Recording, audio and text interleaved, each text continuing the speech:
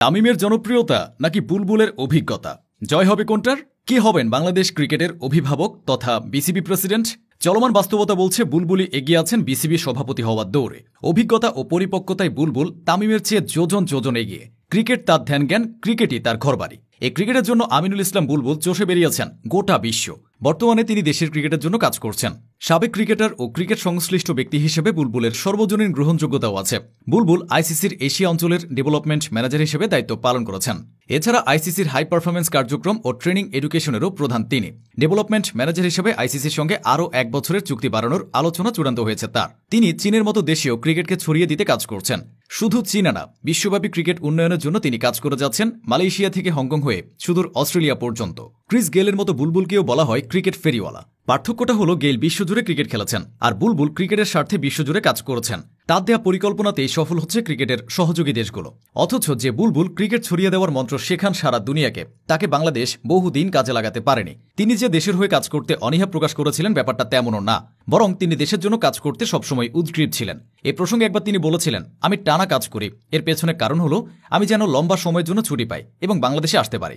আমিনুল ইসলাম বুলবুল সপরিবারে অনেক আগেই অস্ট্রেলিয়ায় পাড়ি জমিয়েছেন। তার এক ছেলে অস্ট্রেলিয়ার ভিক্টোরিয়ায় বয়সভিত্তিক দলে খেলেছে।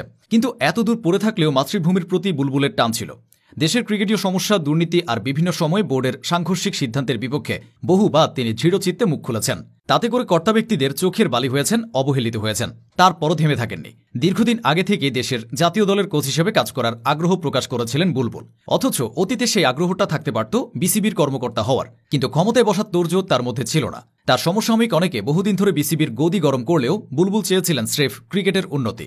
হাতে কলমে শেখানোর জন্য তিনি জাতীয় দলের কোচ হওয়ার আগ্রহ দেখিয়েছিলেন। সময়ের পরিক্রমায় ভাগ্য এখন তাকে বাংলাদেশ ক্রিকেটেরই অভিভাবক বানিয়েছে। আমিনুল ইসলাম বুলবুল ক্রিকেটার হিসেবেও বাংলাদেশের ঐতিহাসিক এক অধ্যায়ের সাথে জড়িত। 2000 সালে দেশের ইতিহাসের প্রথম টেস্ট ম্যাচের অন্যতম সদস্য ছিলেন তিনি। যখন বাংলাদেশ টেস্ট স্ট্যাটাস পেয়েছিল, বিশ্ব ক্রিকেট নাকি বাংলাদেশকে নিয়ে মজা করেছিল। বলেছিল বাংলাদেশ টেস্ট স্ট্যাটাস পেয়েছে কাগজে কলমে। তাই ভারতের বিপক্ষে বঙ্গবন্ধু স্টেডিয়ামে বাংলাদেশ ক্রিকেট দল নেমেছিল অস্তিত্ব ধরে রাখার লড়াই, আর সেই দায়িত্বটা নিয়েছিলেন বুলবুল। খেলেছিলেন 145 রানের অনবদ্য এক ইনিংস। ম্যাচটি বাংলাদেশ 9 উইকেটে হারলেও মান বেঁচেছিল বুলবুলের জন্য। এরপর তিনি জাতীয় দলের হয়ে আরও 12টি টেস্ট খেলেছেন। সাদা পোশাকের পাশাপাশি রঙিন পোশাকেও দেশের প্রতিনিধিত্ব করেছেন বুলবুল। খেলেছেন মোট 39টি ওয়ানডে ম্যাচ। তবে অনেকে জানান না, ক্রিকেটার হওয়ার আগে বুলবুল ছিলেন একজন পেশাদার ফুটবলার। ফুটবলে তিনি স্ট্রাইকার পজিশনে খেলতেন। পায়োনিয়ার লিগে গ্যান্ডারিয়া ফেমাসের হয়ে সর্বোচ্চ গোলদাতাও হয়েছিলেন। ঘরোয়া ফুটবল লিগের সিঁড়ি বেয়ে তিনি তখনকার সর্বোচ্চ আসর প্রিমিয়ারও খেলেছেন।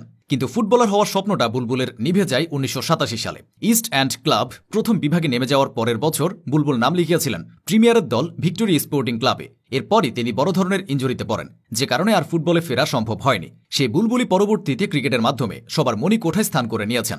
বিসিবি প্রেসিডেন্ট হিসেবে তার পথ চলাটা দীর্ঘ ও সুন্দর হবে, এমনটাই সবার প্রত্যাশা।